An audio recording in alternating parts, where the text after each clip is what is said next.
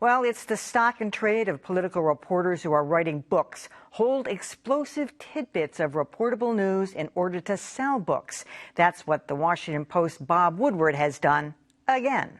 Although this time, critics are accusing him of putting people's lives in danger. In his new book, Rage, Bob Woodward interviewed and tape recorded the president 18 times between last December and this July. On February 7th, the president told Woodward that COVID-19 was a serious threat. It goes through air, Bob. That's always tougher than the touch. It's also more deadly than your strenuous flus. Shortly after that, though, the president was telling the country a different story. This is a flu. This is like a flu. Within a couple of days, it's going to be down to close to zero. And in March, again on tape, the president admitted to Woodward that he downplayed the virus. I wanted to always play it down. I still like playing it down. Yes, sir. Because I don't want to create a panic. Now, though, some journalistic colleagues are saying Woodward had a moral obligation to immediately report what he knew, tweeting things like, "Why did Woodward sit on this while Americans suffered and died?"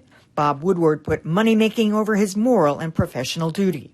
Nearly 200,000 Americans have died, said Esquire's Charlie Pierce, because neither Trump nor Woodward wanted to risk anything to keep the country informed. But Washington Post media critic Eric Wemple came to Woodward's defense.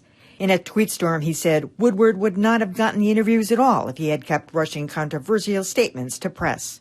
However, the University of Maine's Michael Sokolow puts the whole brouhaha in neat perspective, saying Woodward has been using this technique for 40 years and that the ethics have been debated and discussed ad nauseum. Barf. Well, I have to say, I am a little sick of this discussion, too. Dan and I were part of a tweet thread about this a week ago where people said I've been railing about it for years. I mean, I kind of come to accept it, but Woodward has now said, in his defense, he says, well, I was trying to find out if what the president said was true, meaning the original statements about the virus being that dangerous. But to me, once he discovered it was, I happen to fall on the side of the people who say he had a moral obligation to report it.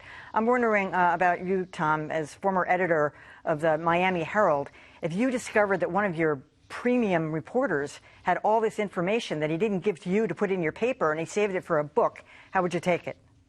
Well, I fall on that line with you, although I can see arguments on the other side. I think that Eric Wemple makes a point that if what you're interested in is what the ultimate impact is, and by holding this back, or perhaps just by the timing, the serendipity of the timing itself, when this information has now come out, it has much more of an echo effect because you have Joe Biden immediately making this the centerpiece of his presidential campaign.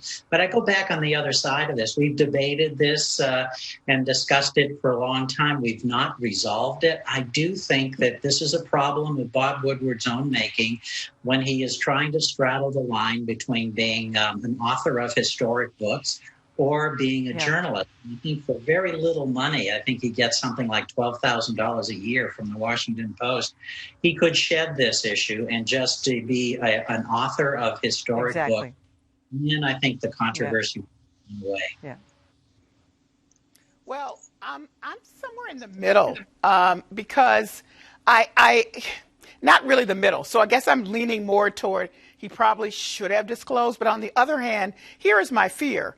Everybody's had 3.5 years to see that when one piece of information comes out from President Trump, he easily rolls over it. So when Bob Woodward says, I want to make sure it's true, I took that to mean he needed several other examples, and then he needed to go back and make sure that he had everything shored up so that there was no wiggling off of this. Now, he's going to try, as he has in the last few days, but now you have very concrete evidence in a way that you wouldn't have if he published it right after the first statement that Trump made. I think that it would have been lost in the mishmash of all the confusion around COVID itself. Remember, at that time, everybody was, what do we know about this disease? How do we interact? And the scientists were trying to get their voice through, but Trump was confusing everything. I think it would have just gotten lost. So that's where I'd land at this point.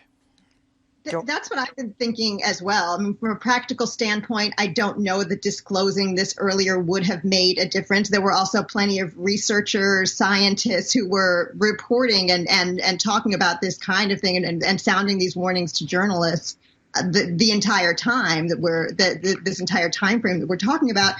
Also, this is an administration that sows doubt about facts, as you said, Callie. It's right now, and the big danger about that is that as new facts emerge about COVID, there's now all of these facts become politicized and doubted depending on where you stand. Sometimes there are promising treatments that come out, and because Donald Trump endorses them, some people are disinclined to believe them because they don't believe anything that comes out of the Trump administration with some good reason. So all of the facts around COVID have become so politicized that it's actually dangerous all around. I started off very critical of Woodward, and I've kind of come around to his point of view. This is not Michael Schmidt of the New York Times working a beat and at the same time hoarding the good stuff for his books. All Woodward has done for years is write books, and his association with the Post is pretty tenuous. The other thing I would note is that Woodward says he did not consider this information to be reportable until May. And at that time, we were in the midst of a worldwide pandemic, and everybody understood how serious it was. So when Woodward says, I can't imagine that withholding this led to any additional illnesses or deaths, I think he's right, although I have to add it's an awful lot for him to take on himself to make that decision. Yeah, I mean, but as Tom said, he could make this go away by not having a conflict with the Washington Post. That would be an easy thing to do. And I agree. He's had stylistic problems, for my money, from the start. Third person and recreating dialogue. So it's kind of what to expect from Woodward, but I think it's nonetheless problematic. Well, in this case, he has tapes. Yeah, exactly.